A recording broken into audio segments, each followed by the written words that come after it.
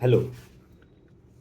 So this stories मुझे मेरे father साहब हमेशा से गिफ्ट करते आए हैं, कुछ बुक्स जो हिंदी में ट्रांसलेटेड रही हैं, short stories. So this is my dedication towards him कि I am telling this stories so he'll know or maybe I'll impress him. And the second thing about these stories are like creating this habit of reading. Maybe we want is 10 seconds of reels. So let's try this method. Let's read some stories. Hello, and I am Raman, by the way. आज की कहानी हम ऊंचे कद वाले, इसे प्रभा शंकर ने लिखा है और ये मलयालम से हिंदी में ट्रांसलेट किया गया है। अप्रत्याशित रूप से हमारी भेंट हुई थी, ग्रीष्म के मध्याह्न में बारिश होने की भांति। गांव में मेरी एक पुरानी सहेली है, उससे मिलकर एक पुरानी बस में मैं वापस आ रहा था। सहेली ने मुझे पहले ही सूचना दी थी।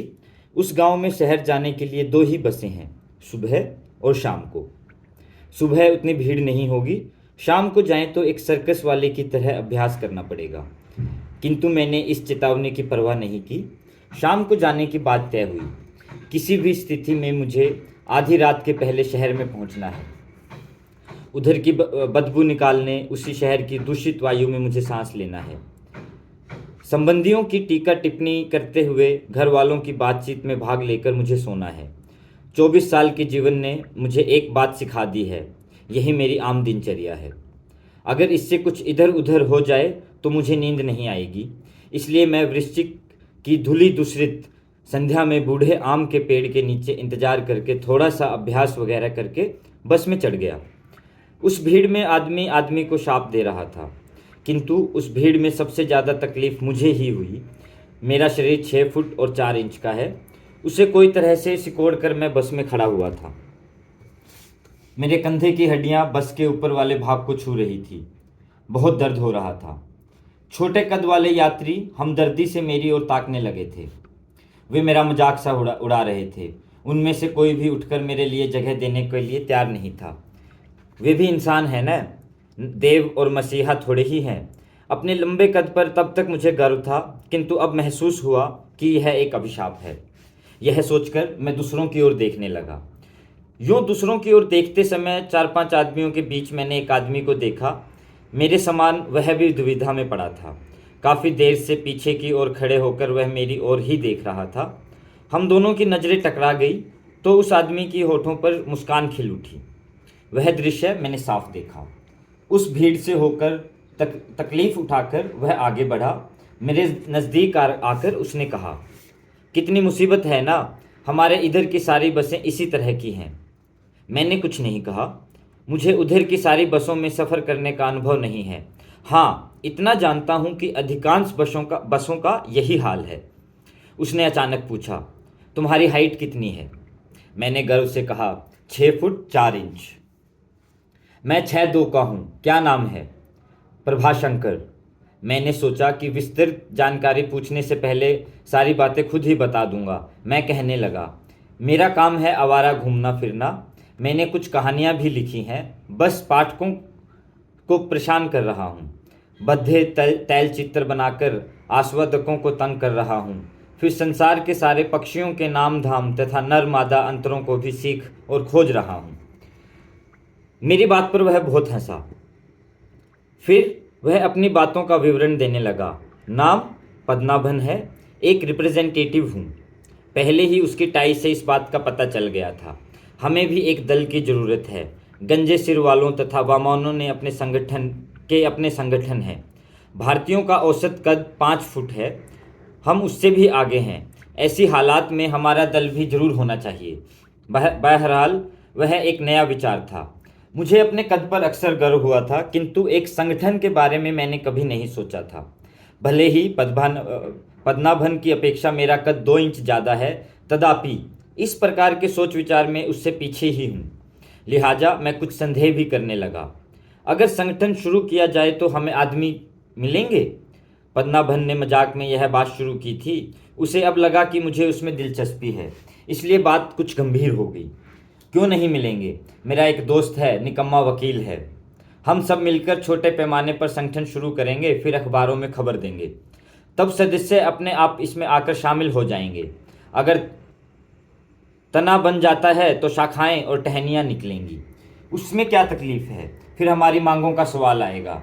ये सारी बातें सुनने पर मेरा भी हौसला बढ़ा, क्योंकि मेरा भी ऊंचे कद का एक दोस्त है, पालघाट का एक पट ब्राह्मण, रामास्वामी अय्यर, दक्षिण की हवा में उड़ने वाला एक टाइपिस्ट। मैंने तुरंत कहा, मेरा भी एक दोस्त है, हम सारे लोग जुट जाएंगे। तो तब तुम एक काम करो, इतवार को ही उन्हें भी साथ में लेकर मेरे घर आ जाओ।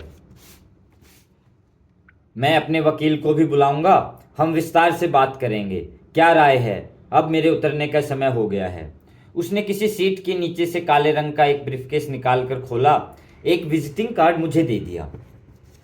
इतवार को रामास्वामी के साथ मैं बड़ी खुशी से निकला। दिशा संकेत के लिए पद्मनाभन का विजिटिंग कार्ड भी है। आखिर मैं एक तंग गली में पहुंचा। उसकी एक और कटहल के पेड़ों के नीच पद्मनाभन का घर दिखाई पड़ा। काला शरीर और पके बालों वाला एक आदमी उधर बैठकर अखबार पढ़ रहा था। नमस्कार, कृष्ण कुट्टी ने जल्दी उठकर अभिवादन किया। उसकी आवाज़ स्त्रियों की सी थी। मैंने देखा कि रामास्वामी अय्यर की आंखें संदेह से चमक उठी। प्रत्याभिवादन करके हम कुर्सियों पर बैठे और बातें करने लगे। उधर भी सबसे ऊंचे कद का आदमी मैं ही था। पद्मनाभन और रामास्वामी अय्यर 6 फुट 2 इंच वाले हैं। कृष्ण कुट्टी उनसे भी छोटा है। मेरी ओर देखते वक्त कृष्ण कुट्टी की आंखों में मुझे एक आराधना भाव दिखाई पड़ा। पद्मनाभन ने अपना भाषण जोश से शुरू किया। बस यात्रा के दौरान कई बातें उसने दोहराई। यानी और सारी तरह के लोगों और विभागों के अपने संगठन हैं और हमें भी एक संगठन की ज़रूरत है। फिर उसने हमारी मांगों की ओर इशारा किया। यात्रा करते वक्त हमारे कंधे की हड्डियां ऊपर टकराती हैं, उससे बहुत दर्द होता है।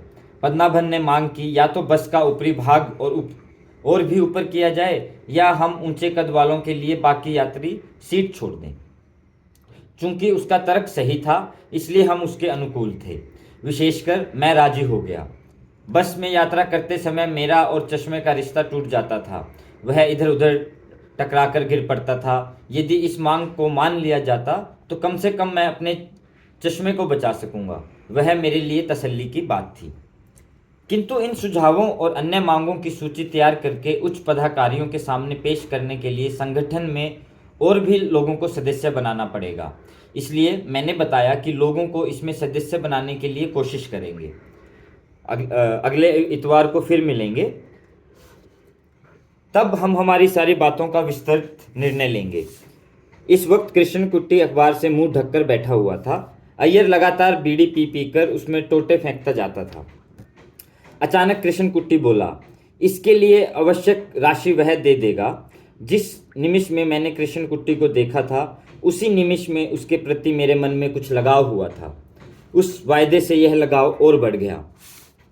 उसकी विदाई के बाद पद्मनाभन ने मुझसे कहा कि कृष्ण कुट्टी एक बड़े मालिक का बेटा है। अगले इतवारों को बहुत कम लोग ही आए। तब भी मैंने और रामास्वामी ने यह निर्णय लिया था कि हमें एकजुट होना ही है। शहर के एक प्रमुख संगठन की आंख चिकित्सा कैंप में 2 दिन बाद मैंने लक्ष्मी को देखा था। दूसरी सारी लड़कियों से अलग खड़ी लक्ष्मी खास खूबसूरत नहीं थी, किंतु उसका कद असाधारण ढंग से ऊंचा था। कदाचित इसलिए हमारा लगाव हुआ। एक से पंखों वाले पक्षी जल्दी मिलजुल जाते हैं ना। अपना परिचय देने के बाद मैंने उसे अपने तथा संगठन के बारे में बताया। वह उसमें शामिल होने को राजी हो गई, किंतु उसकी माँ अलग थी। उसे ऊंचे कद वाले पति की ज़रूरत है। बाद में उसने स्पष्टीकरण किया, अगर स्त्रियों को उनमें भी ऊंचे कद के पति नहीं मिलेंगे तो समाज उनका मजाक उड़ाएगा। तब मैंने चाहा कि संगठन की मांगों में नई सदस्य लक्ष्मी की मांग को भी शामिल किया जाए। मैं शादी का बहुत विरोध करने वाला आदमी था। मैं आदमी की आज़ादी को एक पल के लिए भी छोड़ना नहीं चाहता हूँ। मैंने लक्ष्मी से यह बात साफ साफ बताई। तब मैंने उसका नाम डेनिस रॉबिन्स तथा मिल्स एंड बून सीरीज पढ़ने वाली लड़कियों ऊंचे कद के पतियों के स्वप्न देखती हैं, और वे तादाद में बहुत कम हैं। मेरे पास ये सारी योग्यताएं हैं। इस हालत में शादी का विरोध बेरहमी है, स्त्रियों की प्रतिनिधि ने यह कहा। मुझे लगा कि बात तो सही ही है। बात जो भी हो, मैं अपने व्यक्तित्व की कुर्बानी के लिए तैयार नहीं हूँ।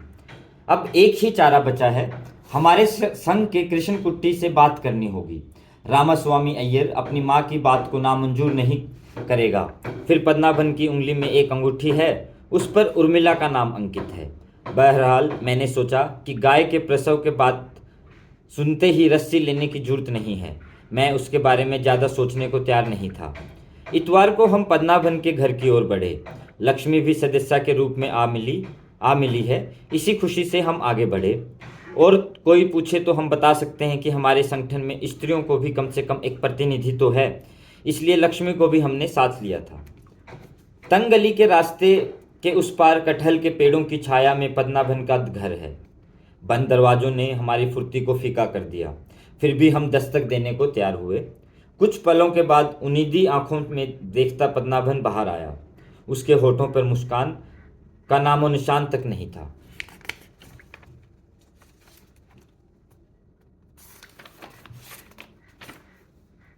उसके होठों पर मुस्कान का नामो निशान भी नहीं था। हमें एक नई सदस्य मिली है, एक महिला प्रतिनिधि, मैंने खुशी से कहा।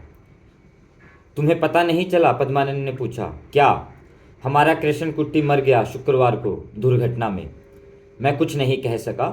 रामास्वामी अय्यर और पद्मनाभन की आंखें शून्य आसमान पर कुछ तलाश रही हैं। लक्ष्मी चकित होकर खड़ी रही। पल गुजर रहे थे तो मैं समझ गया कि इधर की खुशी और निर्विकार की स्थिति और फिर वह स्थिति फिर हल्के दुख की ओर बढ़ रही थी। दुर्घटना बिल्कुल इत्तेफाक की बात थी।